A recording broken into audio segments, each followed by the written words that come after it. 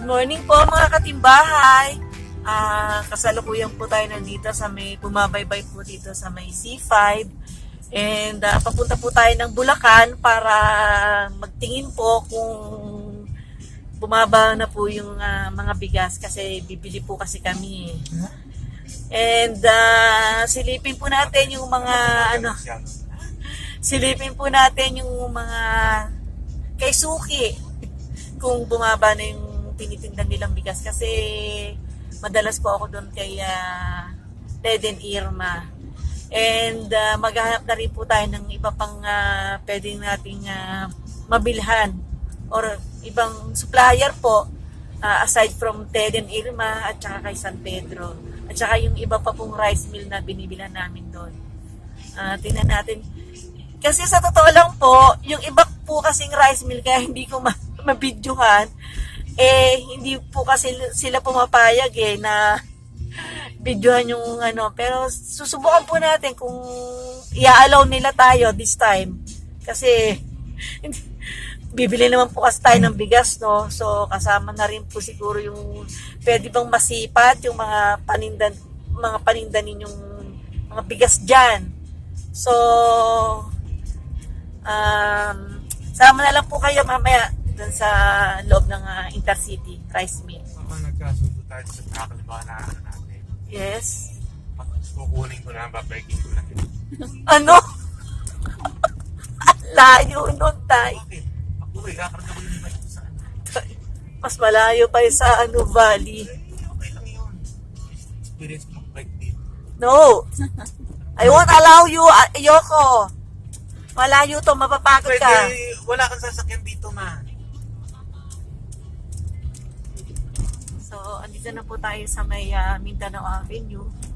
Medyo mabilis po ang biyahe natin dito sa dito. Papunta dito sa park na to. So, tingnan lang po natin. Pasok po natin mamaya sa may NLEX.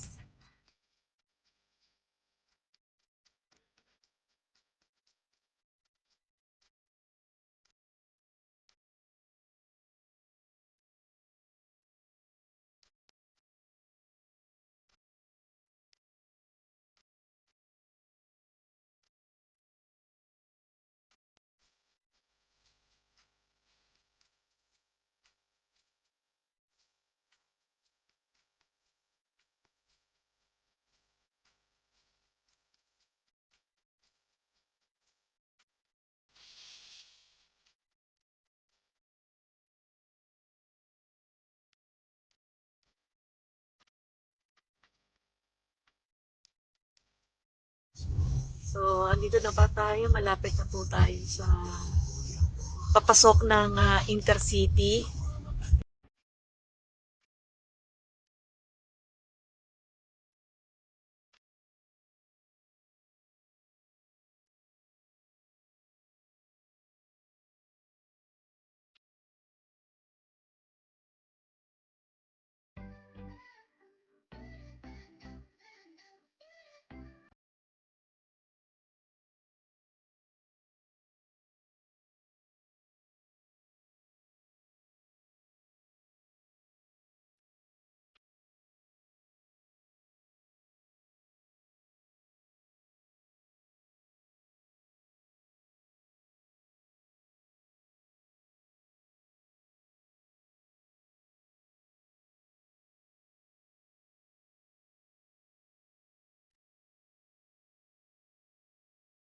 Anong pangalan ni ate? Ate, ano nga pong name mo? Ate Jean. Yan, Ate Jean. Ito sa Constantine. Yung mga gustong bumili ng bigas. Yan. Okay dito. Maganda yung bigas nila. Kaya lang si Ate Jean kasi yung aking Ayan, yung mga tauhan nila. Si Ate Jean kasi yung unang sumalubong sa akin Kaya sa kanya ako kumuha. Ayan. Maganda po naman yung bigas dito. Wala akong masabi. Babalik na lang po tayo. Yan. Yan. Sige. Salamat po, ate. Thank you.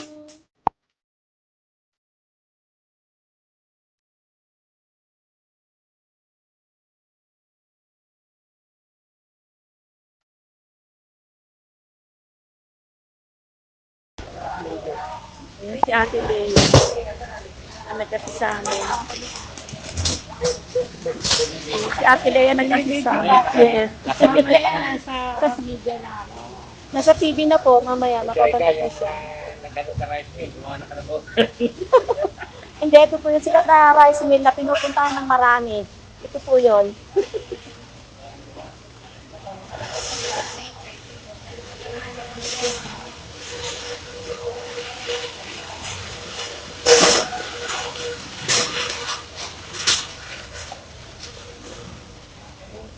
Okay.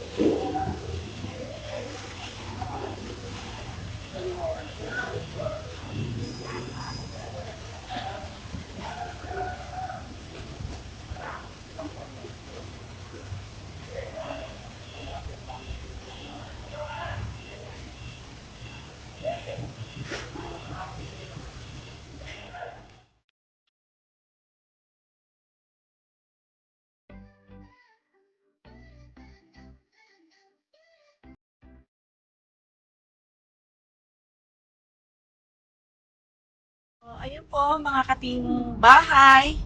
Nakakuha na po, nakabili na po tayo ng mga bigas. Medyo ganun pa rin po ang presyo, medyo mataas pa rin po. Pero may awa ng Diyos, may nakuha po ako medyo mababa. Mababa ang presyo na okay naman po, okay naman po siya. So, try nyo po na, yung mga nagtitinda po ng bigas o yung mga gustong sumubok na magtinda o magnegosyo, silipin nyo pa rin po at makapamili pa. Marami pa rin po naman kayong pagpipilian na magagandang klase. So, libutin na lang po ninyo yung lahat ng mga rice mill na nandoon. And yung huling-huling ko pong kinuhanan, yung LML, hindi ko na po kasi siya na-i-vlog, nakalimutan po. Sa kanya po ako nakakuha ng mababang bigas. So, try nyo pong puntahan yung rice mill na yon. And I'm sure marami naman po kayong mapipili na bigas nila na magaganda din naman pong klase. So, kasalukuyan po nandito po tayo sa may NLEX. Pabalik na po tayo dun sa lugar namin. And buti na lang po at hindi po siya ganun ka-traffic. Medyo at saka yung panahon medyo makulimlim pero hindi naman po naulan. Mindanao Avenue na po tayo. And mas gusto po kasi namin dumaan dito eh. Sa akin po sa pagkakatansya ko, parang mas mabilis po yung biyahe namin dito pabalik dun sa amin kesa sa dadaan po ako ng EDSA. Yun po base sa experience namin pag kami po ay nabiyahe. Yan. And ayun po, ang panahon po medyo makulim din pero hindi naman, buti na lang pati hindi po naulan. May kwento ko lang po ng konti, no? Aside from Bulacan po, may kinukuhanan pa po kaming bigas dito sa may parte ng Las Piñas. Shoutout nga po kay Marvin Sabile, yan. Suki po namin siya sa bigas at ganun din po siya sa amin. And meron pa pong partido sa may Las Piñas na kinukuhanan ko ng bigas. Kasi lalo na pagka naulan dito sa Bukawi o dito sa may parte ng Bulacan, hindi po kami nabiyahin, napakahirap po. Medyo binabaha po kasi dyan dyan sa Bulacan. So doon po kami kumukuha sa may parte ng Las Piñas. Sa ngayon po hindi pa po kasi ako pinapayagan na yung lugar nila eh. Pero try po natin na pagka po Kung papayagan tayo, para masilip din po ninyo, para in case na gusto nyo doon kumuha na mas malapit, mas okay po. So, hanggang dito na lang po yung video namin. And sana naman po